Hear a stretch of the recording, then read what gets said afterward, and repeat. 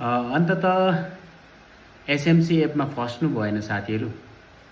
मैले विगतमा भिडियोहरू बनाएको थिएँ, धेरैजनाले राम्रो भन्नुभएको छ, कतिपयले गाली पनि गर्नुभएको छ। तपाईँ गलत छ, तपाईँको बुझाइ गलत छ, थोरै बुझाइरहेछ सर तपाईँको। यत्रो आधुनिक जमानामा 21औं शताब्दीमा आइटीको जमानामा पनि तपाईँले अनलाइन अर्निङको एउटा माध्यमलाई विरोध गर्नुभयो।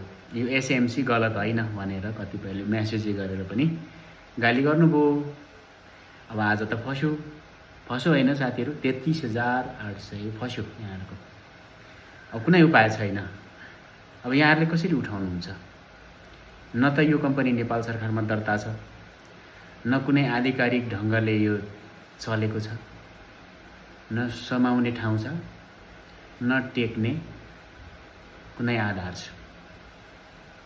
त्यसले गर्दा यस्तो खालको एपहरूमा लगानी गर्नु हुँदैन। यो डिजिटल ठगीको विभिन्न माध्यमहरू, विभिन्न स्वरूपहरू आइरहेको हुन्छ।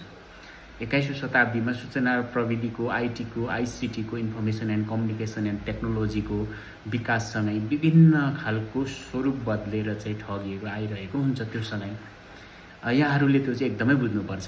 अहिले एउटा उदाहरण मात्रै हो, सयौं खालको यस्ता खालका ठगी, डिजिटल ठगीहरू, डिजिटल धन्दा, कहिले चिट्ठाको नाममा, कहिले चाहिने विभिन्न लगानीहरूको नाममा यहाँहरूलाई फसाइरहेको हुन्छ। यहाँहरूले पहिलो कुरा त आधिकारिकता के छ, नेपाल सरकारमा दर्ता भएको छ कि छैन, मोबाइलहरूमा एप स्टोर, प्ले स्टोरबाट चल्छ कि चल्दैन, उसको आधिकारिक वेबसाइटहरू छ कि छैन, रजिस्टर कम्पनी हो कि होइन, एकदमै बुझ्नुपर्ने हुन्छ। व्यक्तिसँग कारोबार गर्ने कुरै भयो। अब यहाँहरूसँग कुनै उपाय छैन, फस्यो यहाँहरूको पैसा।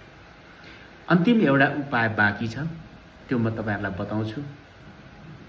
तपाईहरुको पैसा जसको फसेको छ, तपाईहरुले कोबाट रिफर हुनुभयो, कसले तपाईलाई रिफर गर्यो, कसले बन्नलाई उत्प्रेरित गर्यो, कसले बनायो तपाईलाई, अब उसलाई माग्ने हो त्यो पैसा। दिएन भने कानुनी कारबाही गर्ने हो। किनभने तपाईलाई बनाउने मान्छेहरूले त फाइदा लिइसकेको छ नि त, आफ्नो सामाबाट पनि माथि पुगिसकेको छ। त्यो कारणले उहाँहरुबाट फिर्ता माग्ने हो। मैले तपाईलाई एडभाइस राखेँ र आगामी दिनहरुमा यस्तो खालको स्क्यामिङहरुबाट बच्नु होला। यो राम्रो होइन। धन्यवाद।